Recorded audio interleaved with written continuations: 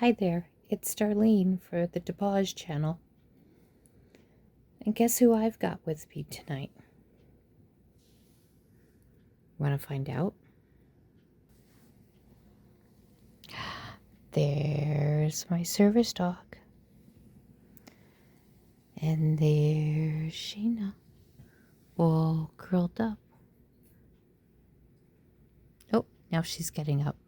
Where you going, Sheena?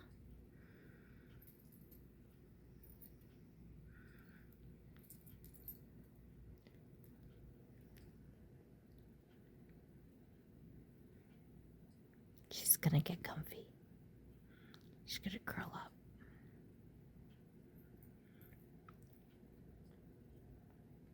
Oh, what a good girl.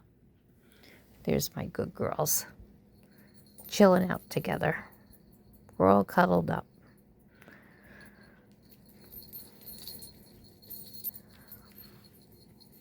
So, what I was looking to talk to you about tonight, my current service dog I self-trained. Of course, I've always trained my Isas.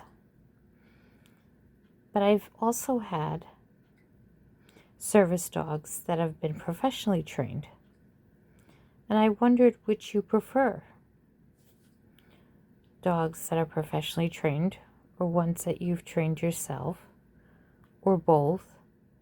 Or have you done what I've done sometimes? Sorry about that. Where I've had professionally trained ones and then tweaked them when I got home and taught them more stuff. Or you have a time in your life where, like now, I had to train my own service dog because I couldn't go to a school that could train one where it could meet the needs that I had, because I have multiple disabilities and health issues, and I couldn't find a place to meet those needs, other than the fact that it would have been very expensive to get that kind of dog. And I just didn't have that kind of money.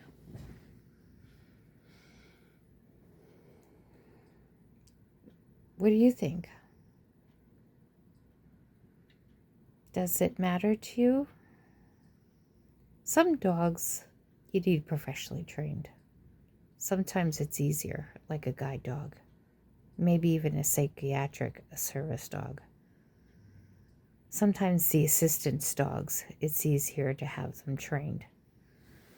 Not that you can't train your own service dog. I mean, it's doable depending on what you need.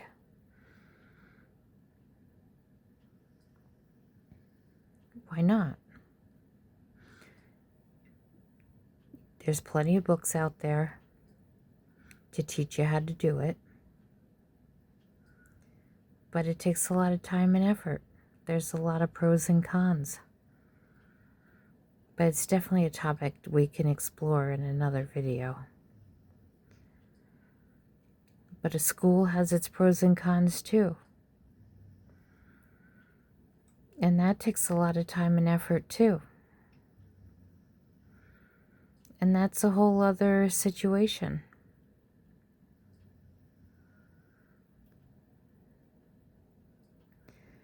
So, which kind of situation do you have with your service dog? Is it professionally trained? Or did you train it yourself? Or is it kind of a little bit of both?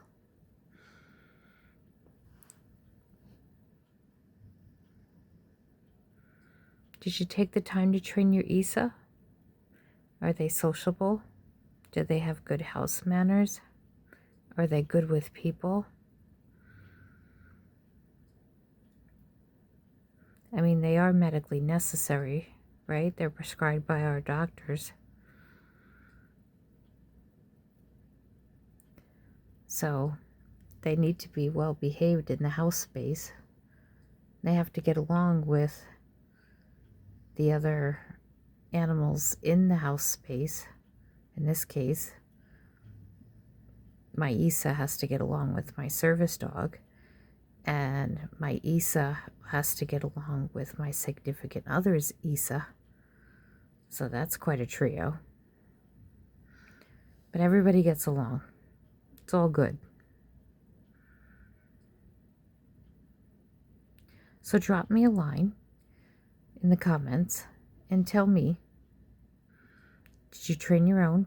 Did you go to a school? Did you do a little bit of both of, I went to a school, but then I kind of tweaked my dog like I did years ago when I went to a professionally trained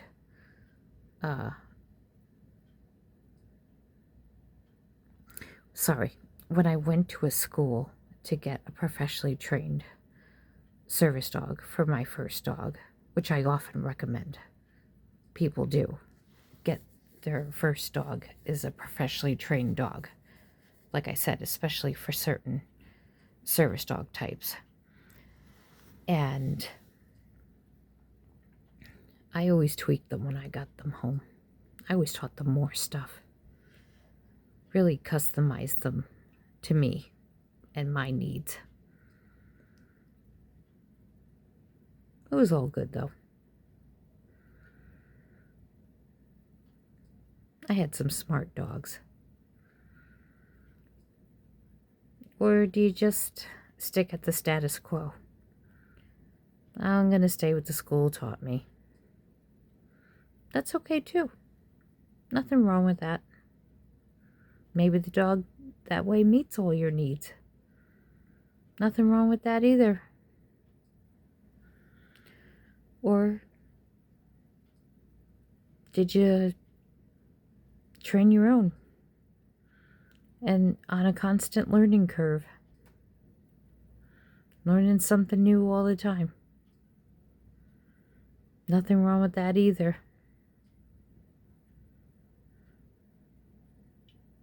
So let me know.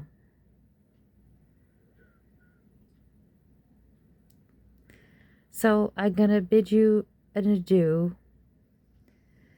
So give those fur babies hugs and kisses.